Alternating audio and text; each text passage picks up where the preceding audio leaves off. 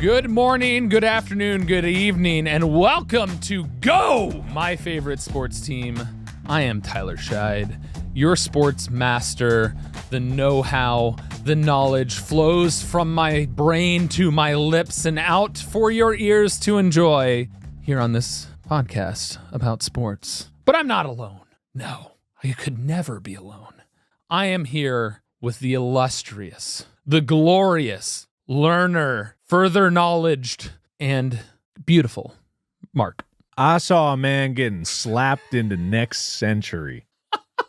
I was doing some sports research. Well, I mean, I was browsing the internet, and I saw, we did an episode on slap fighting, right? Yes. My name's Markiplier, by the way. But I saw, and this is part of the reason why I'm like, ooh, I don't know about this sport, gang. Because people brought up that we were quoting from a league that was abolished or whatever. Yeah, or something slap like that. strike, yeah. And there was a new one that was still going on. But I saw a match. And this guy, his face was swollen up to double his head's huge. It was like covered in chalk from the dust. Yeah. But he was bleeding through it. It looked horrifying. I saw that video. You saw that one? I saw that one. It was awful. It's horrible. It's the fact that he was horrible. allowed to continue is what scares me even more. They just kept going. Like, if you want to talk about brain damage, I think repeated strikes to the head, especially the chin to rotate it, that's bad for the brain. Well, I'm even thinking of the fact that, like, what's happening right there is inflammation and bruising. Oh, absolutely. And the amount that is swollen, the amount of blood that's in there. Yes.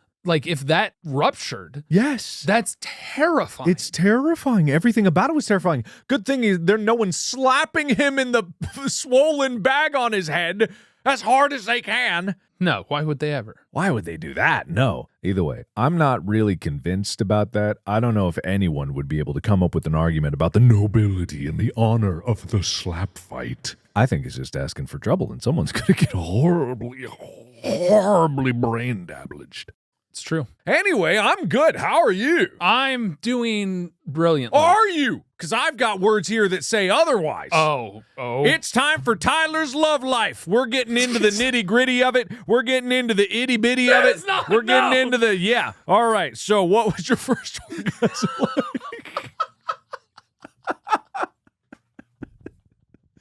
That is not what this episode's about. Are you sure? I'm positive. Sure? This is my I episode. read on the synopsis it was going to get wet and wild. That's what I heard. That's what it says. It almost happened because you almost made me spit my water out of my mouth. Yeah, was that your first experience? Spitting water out of my... I've done I that don't a know lot. what you do. I don't do that. How could you make that sexual? That- Don't look up and think on me. Don't do that. You pervert. No. All right, so the description does have wet and wild in it, though. Am I wrong? Yes, for this episode, yeah. Yeah, this episode, it says wet and wild. Yeah. Yeah. So, is this about my sex life? No. This episode is about how weather, climate, and environment affect sport. Well, I think we can all agree that's much more boring than your love life. I think I want to know about your love life. This is definitely more intriguing than my love life. Are you sure? I am absolutely Are you positive. 100% sure? Yes. Well, we can explore and we'll just do both and we'll compare them. Or we'll just do the weather one. Fine. I guess it's a sports podcast, but before we do that, we do have to get some excuses out of the way. Oh? Okay. Are they weather related? No. One of them is by DJ Wilson, 1993, that said, "We in the eastern United States pronounce the range of mountains that run from Maine to Alabama the Appalachian Mountains. If we hear you pronounce it Appalachian, we'll throw an apple at you." Well, it's the Appalachian Mountains. Yeah, and I'm just like, this is dumb. Oh, we're going to throw an apple at you. Oh, thank you for the sweet breakfast snack and of energy. I get that the people who live in Nevada? Wait. Or is it Nevada? It's Nevada. It's Nevada. Yes. Even though it looks like it should be pronounced Nevada, it's not. It's nada. It's Nevada. And they get really mad. They do. They get mad if you say that wrong. And I'm like, okay, all right. But I have always known the Appalachian Mountains as the Appalachian Mountains. Yes. And I don't know of anyone that calls it the Appalachian Mountains. Apparently you do now. All right, fair enough. Okay. That's more of a jacuzzi that I was just like, I don't want to do that anymore. Also, what episode did we talk about the Appalachian Mountains in? I don't know. It just came out of nowhere. I don't know. These jacuzzis just happened. The other jacuzzi, the Lunar Eclipse Kitty, says, how dare you, Tyler, use AD and that other one in the soccer primer. We do not use that anymore. We use current common era, CE, and before the current common era, BCE. Get it right. We aren't all religious peoples. Oh, you're talking about the denotion of yes, years. Exactly. I was like, what? You know what's so funny is like I don't even recognize BC as like standing for before Christ, and plus AD is like some anti-denominator. All I know is B is before, and that's all it is, and A is after. Yeah, before, after. So B, you got the B time and A time. Now this is totally fine because this is actually new to me. I didn't know that there was actually different nomenclature. I didn't either. That people were using for it for current era and before current era. Well, I can tell you my research is what told me BC and AD, so. It's just one of those things that get baked in so hard that you never even think about it anymore. Yeah. Yeah. I don't go, 2000 BC and then make the cross. This was before you were born. Oh, God, do you remember? No, you weren't born. Actually, is it BC before crucifixion, or is it BC like before they were born? I don't even know. I don't know. I just know it's in... They say Jesus was born on Christmas. He sure weren't. No, he wasn't. Yeah. I think that could be proven that he weren't. Or if he was born at all. I don't know. It was 2,000 years ago. Maybe he was summoned from the ethereal plane to come into existence and show us through the portal of energy how we should live. This is some L. Ron Hubbard style shit. We're getting in some deep territory here, the likes of which our fragile minds are not prepared for. We here in the current era have no idea what's going on at any other time except now. But we're going to talk about a very ethereal concept that no one really fully understands, Tyler's love life. So, no! What was your We're first talking girlfriend? about weather! What was your first girlfriend like? So, Mark. I thought about answering, and then I was like, no. Ignored me. He ignored me, everyone. He just ignored me. So, Mark. Yeah, okay. Sport. Oh, what is this? It was suddenly invented, right? Okay. It's affected by things. Uh-huh. Sports require certain criteria Why are you talking exist. like that? What the hell is happening? All right, Mark. Why do I hear rain? You have a mountain. Is it the Appalachian? Appalachian? You have a mountain. Okay. You live in the mountains. I got a mountain. You live in the mountains. All right. Obviously, in the mountains, you have access to rock. You have access to water. Usually water's sometimes. precipitation, mostly off of the mountain. There's a tree outside. Create a sport. I'm gonna That is not the question I was expecting. I will use a rock to cut the tree down, and I'm gonna invent skiing. I'll ride the tree down the mountain. One tree per foot? No, actually, now that I think about it, it'd be better for one tree for both of my feet, and I do it sideways. I think that probably came first. You know, if we're all perfectly honest here, that was actually the original. I don't think that... All this I'm not going to got down 2 trees. Anyway, the point is... No, I'm not done inventing sports. Continue all right. inventing. We got avalanche. You got avalanche riding. No, just avalanche. So there's this town down there, and if I get an avalanche to hit them, I win.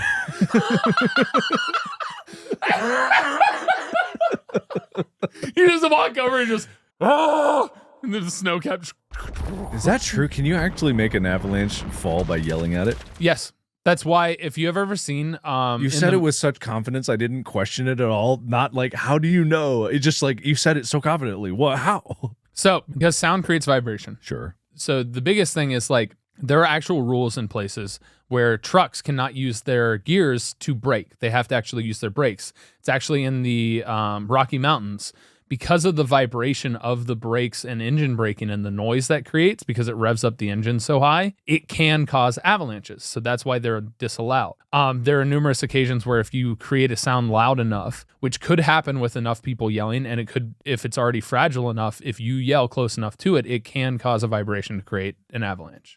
It's very unlikely that one person yelling could do it, but it is possible. The same thing can happen, like they actually cause avalanches using dynamite. More often than not, the dynamite is not on the shelf. It's actually just the sound and the vibration from the explosion that triggers the avalanche. Interesting. So it's like a big air bazooka. You remember air bazookas? Yeah. I could probably do it. Okay, so that's the other game that I play, Avalanche. Avalanche. Very fun. I only get a few Beautiful of those. Sport. Not deadly at all. Not dangerous. I play catch the lightning every once in a while. So I tie a coat hanger to my head. Who are you competing against? God. Hit me, you bitch. Come on, hit me. You can, you won't. I have a friend who's actually been struck by lightning. Well, he lost the game. So the goal is to avoid getting hit by lightning. Yeah, I'm not trying. That'd be easy. That'd be too easy. But you named the game Catch Lightning. Yeah, but it's like, it's fun. It's like Avalanche, It's like, well, okay, there's an avalanche. All right, okay. I'll call it Don't Wake Daddy, because who's the biggest daddy of them all? And I'm not trying not to wake him up. No, that's a terrible name. See what you've done? Isn't that a video game? Yes, it is. That's what I was referring to. Oh, This is awful. I like Catch the Lightning better.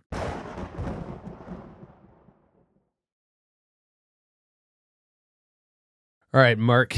Yes. Act 1. Act 1, okay. Weather and climate's impact on sports invention. What? That's right. Sports is invented based on the terrain and weather they had to deal with. Okay. All right, so we get into like the resources that are available at the time. All right, so you're in Mesoamerica about 3,000 years ago. What's Mesoamerica? Mesoamerica. Mesoamerica. I'm so sorry, everybody. What's Mesoamerica? Right. Okay. All right. All right. Okay. I got it. All right. You got trees, lots of them. Jungle. Bugs. Yeah. Rock. Dirt. Yeah. Soccer. You got to create soccer out of all this stuff. How do you make a ball? Is soccer invented in Mesoamerica? It was invented. It technically appeared in all different parts of the world, but I'm focusing on Mesoamerica right now because it's fascinating. Because they had the trees that make rubber. Oh. Do you know how those trees work? You put a seed in the ground, you get sun, water, air. They take in carbon dioxide and they use... Not how trees work. How you get rubber from the You trees. did ask me how you know how those trees work. I asked you how those trees work. That's how they work. How do you get rubber from them? Well, over time, fossils, amber. It's probably sap. It's sap. It's a different sap, though, I'm guessing. So they would bore a hole into the side of the tree and put like a some sort of cup. It was probably made out of wood or like coconuts, and they just jam it in there. Put the corpse of another tree next They had the skulls of their enemies. Okay, brutal. Love it. And so the sap would flow out into it, and then as it sat out there, it would kind of solidify into this, like, it was almost like latex. Yeah. I watched a video on this. It was really fascinating because there was somebody going around collecting rubber from these trees. Okay. And so they'd scoop it up and they'd boil it and do a number of different things into it and make it into this rubber to create a ball. Okay. And so in order to make that ball, obviously they had the resources because of the rubber trees. Huh. And so then they created the stone court for their particular version of the sport, was just like a long I shape. So they cleared trees for that and then created stone walkways and used this rubber ball to start playing their version of the early ages of what became soccer. Huh. Is that the one where they have belts and there's a hoop up to, and they hit it with their hips? Yeah, they had the like leather padded from the animals that they'd kill. They'd hit those through the hoops. Huh. I never thought, I would never have thought, like, because I forgot that rubber, I did know that rubber trees are a thing I didn't necessarily know that they were only in Mesoamerica. I don't know if they're only there, but they're the ones that discovered it, at least in the early ages, of being able to create something with it. Man, seeing the first bouncy ball must have been nuts. Oh! Can you imagine that? The aliens, they've blessed us with a ball! I mean, let's not go into ancient alien territory here. Right, We'll get some people started.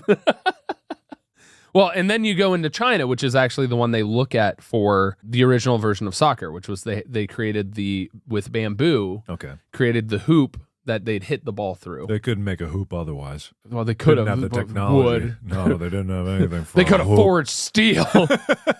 They used gunpowder and made it explode every time a ball went through. They couldn't realize that a wheel and a hoop are the same thing, but they're just like looking to scratch their ears like, oh man, we can't play, kids. I don't know. We can only make cars.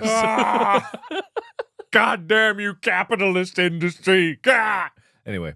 But unlike Mesoamerica, they didn't have the rubber trees, so their version of the ball was made out of animal skins, leathers, that they filled with feathers and fur. And this is weather dependent? Is there like... Well, it's not weather, it's the environment. So we're talking about the right. weather, the environment, and all of that stuff. Okay. And weather plays a key part in what, animals are there. It defines what kinds of things they can make to have their fun, to distract them from the monotony and boring lives that they were living before phones were invented. Yeah, all the stuff before major technology, when people would just go out and play with sticks. Yeah, those idiots. Speaking of which, they probably played sports with sticks. Except where they didn't have sticks. No, not my sticks. No, that's what I'm assuming from this, because certain environments don't have trees. That's true. And they can't play stickball. Going into that, we get into swimming. And the craziest part is that the earliest indications of swimming are in southwestern Egypt. In a cave. What? It's a cave called Cave of Swimmers. Well, that's too specific. That can't be the real name. They named it back then. It was just, this is the Cave of Swimmers. This is some explorer, quote unquote, from the UK coming down and being like, I've discovered it. I can have people pay to enter this cave. I see. They swam here. So I've deduced it. So these rock paintings are over 10,000 years old, painted at a time where the part of Egypt was much greener and wetter than we know it today. And what is now the Sahara Desert was covered in lakes, grasses, and trees providing water for swimming. And people often say that the indication that caused the desert was massive deforestation by people coming in and just taking the trees, including ancient Egypt when they started using all the trees and stuff. Some people argue. Well, I have no right to this is the exact same thing that led to the Cave of Swimmers. It was probably a big-ass tomb, and the guy walked in and saw a bunch of bodies laying on the ground. He was like, they were trying to swim. Swimming in the sand. I see. There must have been an ocean here. Why do we go to, I'm an inspector, That's what he is. That's what all those explorers with their big mustaches that they're twirling and their elephant guns, which is just a cannon. There's another one. Let me take an hour to reload. I call this the bones of swimming. I found it in a puddle of blood. We have a swimming bone. It looks like a fin.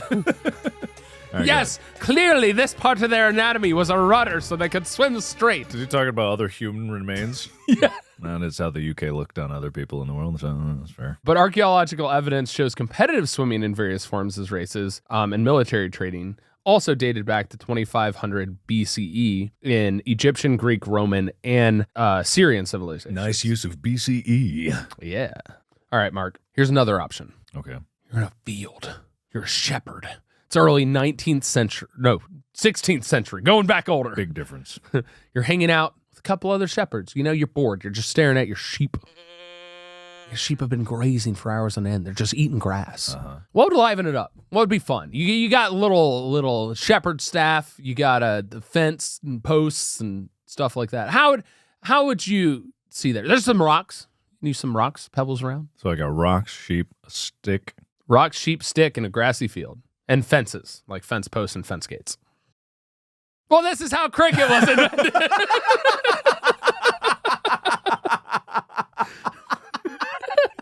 You didn't give me a chance, man. I was thinking hard. I was really using my brain. I was in my head. I'm like, what could you possibly do? A sheep? Rock? Wait, how was cricket invented from that? I didn't even take the time to understand how that even correlates to that. What are the sheep doing? What did they do to the sheep? They moved them away. Oh, okay. That's better than what I was imagining. They were in the background to catch the rock that they hit with their shepherd's staffs. There's no way you could hit a rock hard enough to get in any distance. How big are these rocks? There's like little pebbles, I man. have so many problems with this. All right. So your shepherd's staff is now a bat. Okay. You have a random rock that's found that becomes the ball. And the sheep's pens are your targets. The sheep are also still in the pens. Okay, cool. Good. And congratulations, you're playing early cricket. Because you're hitting the ball towards the wicket. Well, you didn't mention the wicket. What's the wicket? The pen? Well, the pen is the The wicket? pen is the wicket. The sheep is a wicket. There was one sheep named Wicket. They're just aiming for Wicket's face. Yeah. And Wicket just crumbled to 3 poles. No, but because they have sheep, they also would bale like grass and hay. And so what they would do is they'd have the bales of hay that would sit on top. And if you hit the post, it would make the bales fall. Okay. So that's how they created This is weather related. the wicket. No, because it's if the it environment. Environment. I keep forgetting. I'm thinking weather. You did Weather premise is forever in your head. You Well, premise this with weather. Weather is like the water. You know, water in Egypt. for the Weather's not the swimmers. water. What are you, crazy? You don't get water from weather. This wind blowing. You think that's just water? You think clouds are just water up there? All right, fine, They fine. are. Fine. You want a weather one? It is basic. No, I'm saying you're right. I was playing dumb I know. because it's all part of the water cycle. Yeah, it's precipitation, evaporation. Pretty much all of weather is Condensation. determined by yes, those things. But what were you talking about? I was saying you got a weather one. I got a weather one for you. Okay, right now. weather. I'm ready. It's skiing. All right. Cave paintings from the last ice age over 10,000 years ago show early human ancestors chasing after animals on skis. Skiing was invented for hunting. Are you sure humans back then didn't have really long feet? You got me there. I'm not a historian. I'm not an expert. Then why are you talking about history, huh? What gives you the right? Articles of knowledge. Just like with love, what gives you the right? You're right. I don't have love. All right, fair. Oh my God, I'm sorry. I'm sorry. It's gonna be okay, man. So Right. the people had skis, not the animals. Yeah, Why is this in my notes? I am judging myself in this moment. No, I do appreciate you specifying that because someone out there would have been really confused. I just picture a woolly mammoth on skis, like, oh, get away! Just jumps on 4 trees, like, yeah, down the mountain. The poor sloth in a toboggan didn't have any chance. But the cold temperatures, you get into the how Ohio was formed and the lakes, the Great Lakes, was the shifting of glaciers because of the ice age and the climate. And then as they melted, they formed the Great Lakes in Ohio. So there's peaks and valleys and hills and stuff Okay. that shaped the earth because of the weather, Huh. which allowed people to therefore have the terrain to be able to ski. Now, skiing isn't that big in that area, but, you know, earthquakes, the shifting of the tectonic plates, creating mountains, Yes. and the weather at higher elevation allows for snow to fall. And so cold temperatures with precipitation, which is weather, created snow, which allowed people to be able to have ski slopes. Yes, but what does this say about Tom Brady's legacy? He could play in any weather. He could play. He could play when he's 6 feet under. You know, it's Tom Brady. Right. Okay. But just trying to make it sport related, I think. Skiing is a sport. No, it's not. Yes, it is. No, ski. Just because your foreign exchange student looked at you at the ski resort and said, and ignored you, and was like, I'm cooler than you, doesn't mean you can say skiing. cooler than me.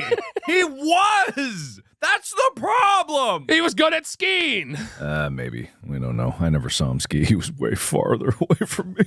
All right, so weather. Yes. We talk about colder climates. So that's what led into this. Okay. One of the factors and the reason why some sports are played in certain seasons has to do with the weather. Okay. Football in particular, because of the amount of pads and clothing you wear, you want it to be cooler outside, which is why the fall season has been used for football. Because if you're playing in the summer, which I have done when it's 100 plus degrees because of 2 days, you are dying. Your body is literally withering away in the heat of the sun as you try to expel fluids from your body at a rate that is inhumane. What are you doing with their fluids? It's sweating. Okay, hopefully. I really hope. No, but wearing all of those pads and stuff, it gets really, really hot. So that's why it's played in the fall and leading into the winters, because it's a cooler time of year. That makes as sense. opposed to baseball, which is played in the spring into the summer. And now it stretches into the winter because for whatever God ever reason, they decided to have so many games that they play in October. Money. Well, Money. yeah. The probably. answer is money. Money. Money. Money. Yeah. Well, ice hockey. Yeah, okay, all right, no money. Ice hockey has to be cold. Before we had the ability. Good job.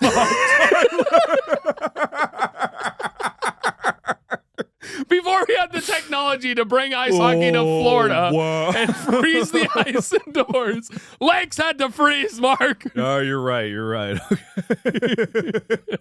Same with curling. Okay, all right. All right. So weather had an impact because in order for sports to be created, They had to be in their environments. Okay. yes. I see. So you needed water for swimming. You needed No, just a cave. yeah, just a cave. just You don't cave, need- you don't need sand water. and bones. You need that rudder bone. Yeah, you need to get the privilege out of your ears and start swimming, desert boy. No! You know what's crazy, though, is because early days, and I'm amazed they didn't think of this, actually, they probably did. Like in deserts, the sand, they could ski on the sand. Technically, but I don't know if they would have. There's no real tree growth to make nice skis, right? That's true. And then not You just put cacti. They stick to your feet, man. Oh man, they stick to the sand too. No, you put the smooth side on the bottom. Yeah, don't put the smooth side on your feet. No, you need put the spikes in there. Yeah, you need to stay on the skis. Yeah, you're that guy that would be in the desert like, I'm creating a new sport, and no one would play it. What do you mean, guys? Ow, oh, ow. As I take steps. Don't worry, my blood will lubricate it. It makes the sand feel cooler. Yeah. Oh man. All right. We could probably do a whole episode on sports that never really made it off the ground. I'm sure there's plenty. I'm actually really curious about that. Maybe we can do a nutball primer where that's not an official sport. I'll do. I mean, I think I actually might be somewhere. That's terrifying. Act 2. Okay, we're in Act 2. Weather, climate, and environment impact on results and popularity, right? So soccer. It's the most versatile sport. You just need a giant field, some goals, and a ball. Okay. And really, you don't need the giant field. You just need a ball and maybe a goal, which can just be an arc of sticks or whatnot. Sure. But some people don't have balls. Some people have squids. I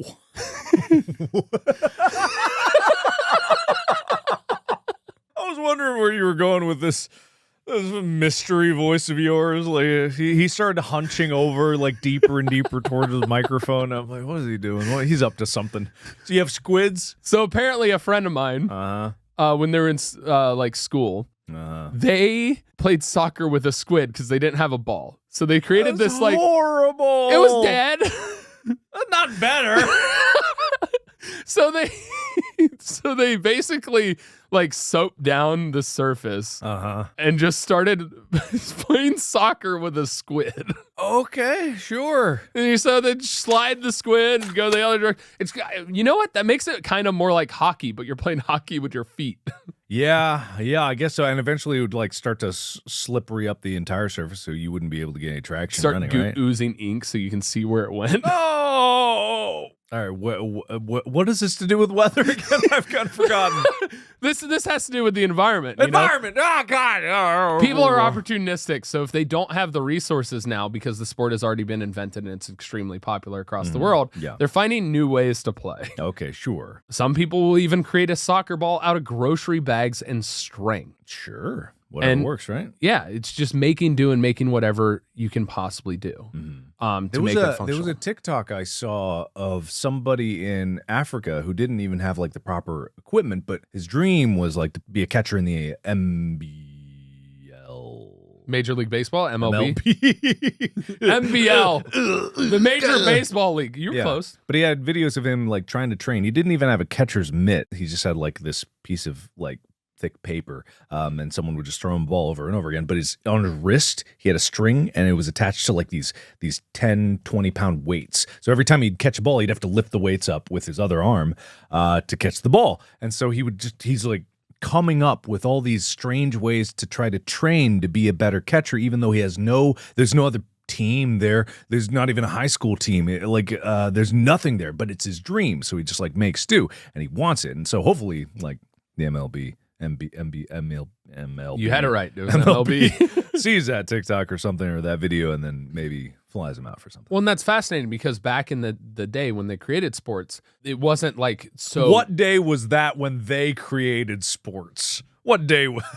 Back in the day when each sport was created. All right, they're different ages. You spoke of it like the lion from Narnia. Like, I was there when sports was written. I was there. Back in my day, we played with the proper attire and the proper gear. No. All right, well, okay. When it was made, sure. But when it was made, they didn't think about how it become so popular that suddenly people that aren't in the environment that's made for that sport, where you have the sand, the bases, the grass field for baseball, and the leather to be able to have a glove, and even that in the affordability of it, they didn't think of different ways that people would be able to do this outside of that region. But because of the way media is now and how far stretching with the advent of the internet and so many things, the amount of people that are like, I actually just really gravitate towards the sport. And now you're playing with a string of weights and a piece of paper and catching, I imagine maybe it's a real baseball, maybe it's something else. It looked like it might have been a baseball, yeah. And it's crazy. So here's a fun incident, how an environment can really affect the result of the game. Because obviously, if you change the gear, it's going to favor people who are used to that gear. So if you took professional soccer players and you had them play with a squid on a soapy field surface, I'm pretty sure the kids used to the squid on the soapy field surface would have the advantage. Possibly, I guess. Now, this is interesting. One of the most essential things, because you brought up baseball. Yeah. One of the essential parts of watching baseball, a lot of people get bored. They watch the birds. I enjoy baseball. They watch the birds? Yeah, just to watch the birds that fly around. Birds are constantly in baseball stadiums trying to get hot dogs and all the other different food that's spilled and left in the stadium. But there's this funny incident that happened. On March 24th, 2001, the Arizona Diamondbacks pitcher Randy Johnson threw a fastball traveling over 100 miles per hour. Normally, such a speed is a good thing in baseball. You're going to get it past the batter. You're going to get a strike if it's there. Well, on this fateful day, a mourning dove intercepted the pitch. I saw that video. And exploded. Yeah. Not funny. Not funny like you were describing. It was shocking. Shocking. Yes, it was shocking. Yeah. Incredibly shocking, yes. Needless to say, the bird didn't survive. Bird didn't make it, no. But apparently, after retiring from baseball, this is the part that I find funny. In 2009, Randy Johnson started a photography business. The logo is featuring a dead bird. That became the defining moment of his career because he became famous because of that bird incident. I mean, I wouldn't really want to embrace it, but sure, whatever works, I guess. But I mean, it impacted the game because that pitch then didn't count. He had to throw an extra pitch, and pitchers are usually kept on a pitch count so they can't go. So the environment of the bird being there impacted. Oh, I see. I'm still thinking weather. Impacted the game. I'm waiting for the thunder to start. No, we started with environment. Okay. Getting into weather. Yeah. This is a fantastic instance. Normally, soccer is not played in the snow. It's not a winter sport. It's a summer and spring sport. But in 2013, a World Cup qualifying game that became known as the Snow Classico was played between the U.S. and Costa Rica in Denver, Colorado. There were 11 inches of snowfall during the game. Costa Rica's not known for its snow. No, but you're in Denver, Colorado, so those players probably have dealt with snow before in their life. I don't think Costa Rica even sees snowfall unless you're on top of mountains. So that would be a disadvantage for the Costa Ricans. So there was only one goal scored 16 minutes into the game. It also affected the way the ball moved. The players were slipping and sliding. Wait, there was 11 inches of snow on the field? Yeah. So despite it was in the middle of a snowstorm that had over 11 inches of snowfall. I don't know if they got to 11 inches, but the picture that I have here shows no green. It is literally snow, and it is downpouring snow. Because 11 inches you wouldn't see the ball. Like the ball would be under the snow. The ball is practically under the snow in this picture. Here, look at this. What? No way. Yeah, the ball is the yellow thing behind the guy's head. Okay, yeah, no, actually, this is not joking. That ball is in the snow. Yeah. I think there's probably like 2-3 inches on the ground, and I think there might be some raised from the ball being kicked. But yeah, that is a snow soccer. That is snow soccer. Yeah, so during the snowstorm recorded 11 inches. They were playing the game in the middle of it. So I don't know how much accumulated or how often they cleared it, because I imagine they tried to clear the field as best they could have. They might not even have the equipment to do that. Denver, yeah, they might. Okay. Yeah, I think most even stadiums in football have that as well, not just soccer. But the condition was obviously rapidly deteriorating. And 21 minutes in, the game was all slipping, sliding, fouls galore, the ball barely moving, battling in the snow, and only one goal was scored. Yeah, okay. And I'm pretty sure the U.S. won that game. Okay. That would be really embarrassing if like the Costa Ricans came in and they somehow played in the snow better than the Denvers. Yeah. Lone goal was by Clint Dempsey, so the U.S. won. Clint. Go, Clint. Go, Clint. Yeah. All right. Football. American football. Okay. Weather can impact a game in many ways. Mm-hmm. So whether it's hot, cold, different stuff like that. They even designed stadiums for it. Did you know the Miami Dolphins, the stadium is designed to where their team sideline is in the shade and the opposing team sideline is in the sun? That's kind of mean. It gets up to like 10 degrees difference between the two sidelines. That's so mean. That's how they create a unique home field advantage. I agree that it's mean, but it's also kind of smart. What kind of smart? It's kind of smarmy. It's so Floridian. It's so Floridian of them.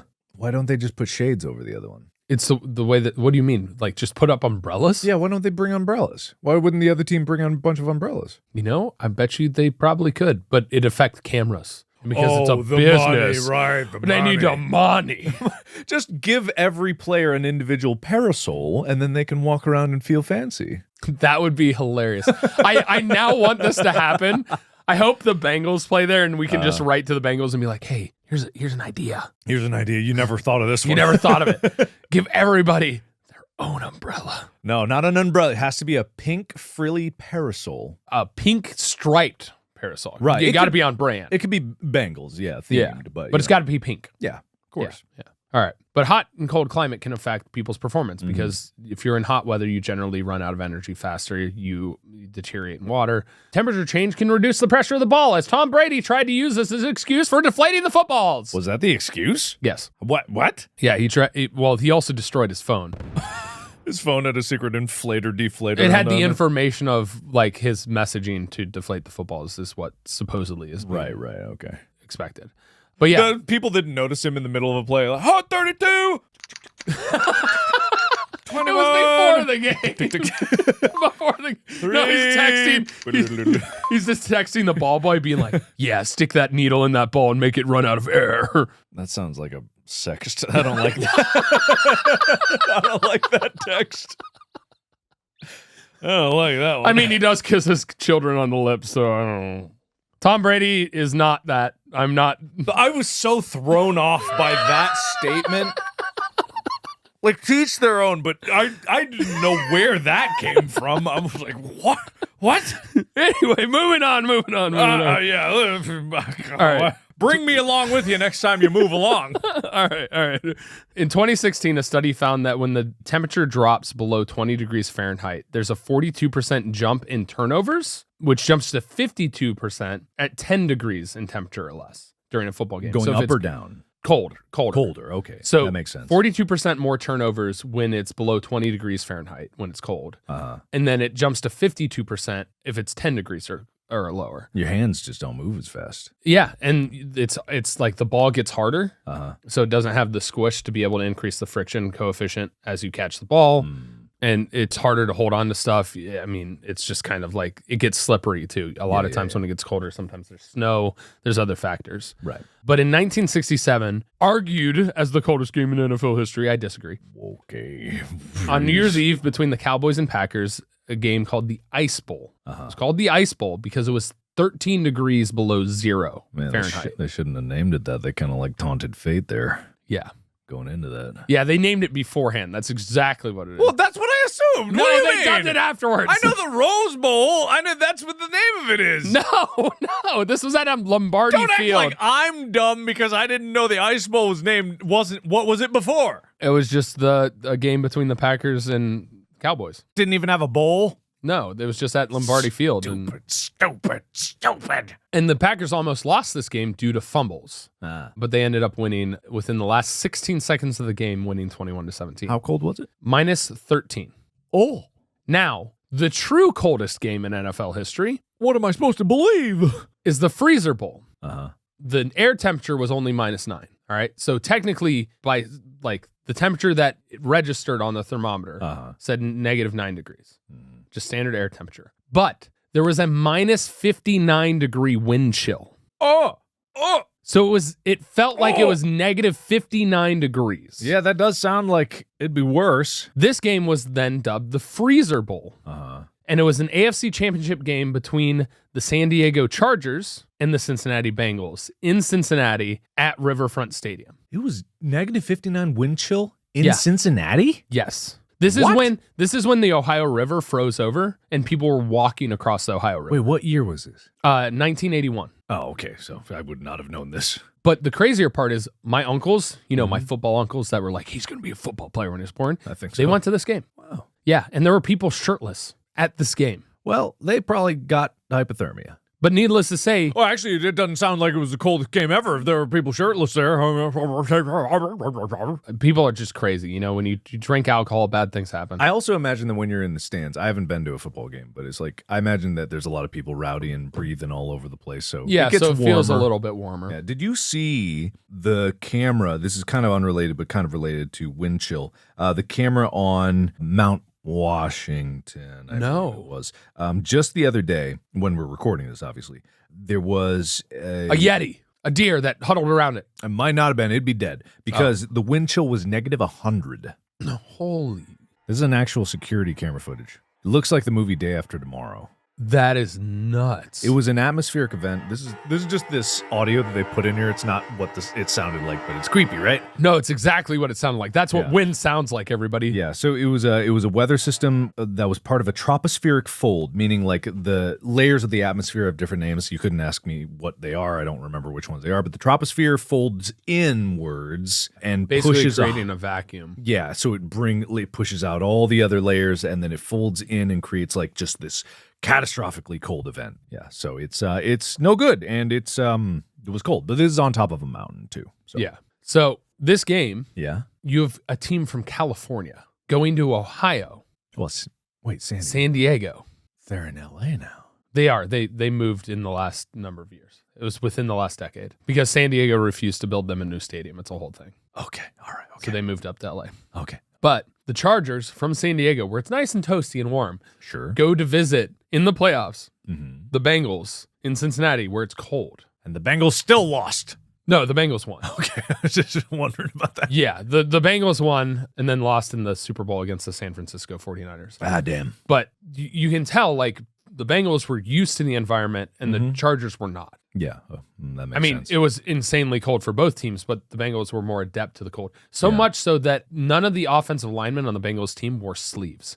But also, people are kind of crazy. So. No, being cold adapted is definitely a thing, and it takes like a month or two to just like becoming adapted to elevation changes. Your body needs weeks to be able to put in the new rhythms and hormone cascades and different chemicals into place just so you can be warmer as a baseline. It needs to get like the brown fat activated. It needs to get all these different things. Yep. You can't just go to a place, sit in an ice bath for an hour and then, I'm good. No, you got to do that again and again and again. You got to deaden the nerves too of being cold as well from overexcitation, excitotoxicity of the cold nerves. Mm-hmm. Literally, people that are cold adapted do not feel the cold as much, and their bodies are naturally warmer. That kind of explains why I radiate heat all the time. The more you know. Woo! Yeah. Well, I don't know if that explains why you radiate heat all the time. I don't know. I'm from Ohio. It's colder there. Well, you've been here for a long time. Well, maybe think it's you've lost all adaptation. I think you got muscle and, you got some fat and you're a guy and, we're kind of sweaty sometimes. Fine. Don't let me be special. Everybody's got something special, Mark. I want to be special. Anyway, in a very recent game of football, beginning of this year's football season, September, this year. Okay. Chicago Bears open against the San Francisco 49ers. They have new turf and everything. But there was a massive, massive torrential downpour. So much so that the field was flooding. Oh, good. It became basically a wading pool on the field. The water was like covering people's feet. And so it was slipping and sliding. The grounds crew had to use squeegees on the field during the game to try and remove some of the excess water. It was basically a swimming football game. Why don't they just call it? Why would they even have it? Football plays through all weather, man. The money. It's the money. They get them at the stadium. They can't do refunds. They get the money. But it's fascinating because the Bears ended up winning that game. But you can imagine the field surface because Soldier Field, which is the field they played at, is grass. And so it's water and mud and mess. And so when somebody got tackled, they'd slide a good 5 yards before they stopped. Absolutely I mean, that wild. does sound like a fun game to watch, to be perfectly honest. Yeah. And then we get into skiing. So it's got to be cold. Well, yeah. Yep. But the liquid content of the snow that has fallen on the ski slopes impacts how fast a skier will be able to ski. Oh. So if the snow is too dry or too wet, there can be an increased friction that slows down the skier's coefficient. And this time I have it's actually kind of a graph. It's the what's the one that has a bunch of bullet points and then they do a correlation line? Shit. A graph? Yeah, well, it's a graph, and it has to do with air temperature over time and the coefficient. But let me Google it. What is the graph that has a bunch of points and a line, a trend line, or whatever? It's a line graph. Okay, well, anyway, but it's showing the ambient air temperature as the temperature increases from -12 to +12 degrees Celsius. At -12, the time per second on average of somebody skiing is around 19.5. And so the solid circles represent snow with liquid water content equal to dry snow equal to 0, and open circles represent snow with liquid content greater than 0, so it's wetter snow. At about 6 degrees, the amount of water that was within the snow was increasing because it was a wetter snow because it wasn't as cold. And all of a sudden, there's a massive jump starting at 8 degrees Celsius going to 12 degrees Celsius in how much slower the increase in time for somebody to be able to ski. Yeah. So in certain aspects, and I bet this applies to a lot of sports, getting that world record isn't just about your skill. It's about what the world decided to do that day as far as temperature and environment goes. It's kind of out of your hands entirely. You got to roll the dice and you got to have the perfect day. Well, and it's also one of those things like if you have a headwind when you're running a sprint, you're going to be slower versus a tailwind. Does that affect it? It does. Tremendously. Endurance runners run into the factor when it comes into terrain and altitude in a massive way. You're at higher altitude, the air is thinner, so there's less. And I guess it's harder to breathe. Over the course of an entire marathon, if you were running into the wind, that would also, I never even thought of that. You have to work that much harder. It's also the same thing when you think about terrain. When people do marathons, you do like the LA marathon versus the Boston marathon, how flat it is. How much elevation? If I decide to run a marathon, let's say when a tornado is swooping through my town, and I just so happen to catch it, that it's like pushing me from behind, and I land at the finish line. Yeah. So long as I keep running midair, look, I'm running. You can risk your life. I don't think they'd say anything. They'd be like, "This man, we canceled the marathon, but one man decided to run." Therefore, he has a world record for fastest run during a tornado. The charity wasn't going to get the money. We all agreed, no tornado, no charity money, but he did it. He's dead now, but he did it. He done did it and won the race. He's a tornado man. You'd be forever known as the tornado runner. That's a good name, though. I wouldn't. Well, I'd be dead, so it wouldn't matter. But I wouldn't mind that. So obviously altitude plays a factor as well. The ball will travel further in the air at higher altitude because the air is thinner. There's less friction. Yeah. So like baseballs, that's why a lot of home runs are based on like home run derbies and stuff. If you go to Denver versus playing in like San Francisco, which is basically right at sea level, the ball travels significantly further in Denver because the air is thinner. It's the same thing in football. The air is thinner, which is why the majority of the record-breaking field goals have occurred in Mile High Stadium in Denver, Colorado, because the altitude is so much higher, so the air is thinner. All right. So good to know. Yeah. So that kind of concludes all the different things that the weather and environment can impact sports. You know what other thing about weather and environment that you don't realize that Amy and I ran into driving back through Colorado?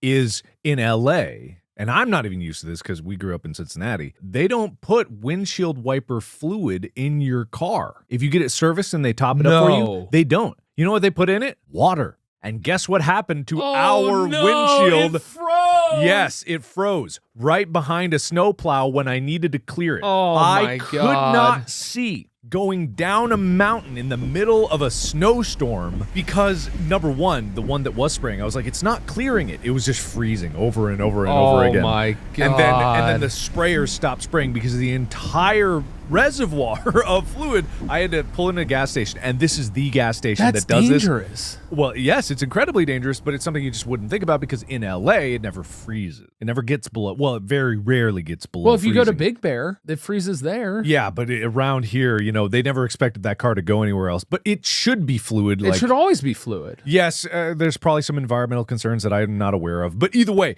there was this one gas station afterwards that knew that there are cars that don't do this because they upcharged the windshield wiper fluid, and their whole store was basically, this gas station was nothing but windshield wiper fluid. It was like $20 for a bottle. Oh my God. Yeah, so I had to slowly pour it in, wait for it to mix with the water and melt it, and pour it in and melt it. And it took 15 minutes. Well, the way water expands too when it freezes. It could have damaged anything. I don't think it could have. I don't think anything damaged. But it's just another consideration. People don't think about the changes in the topography of the world, of the different humidity levels, how that affects anything that you do.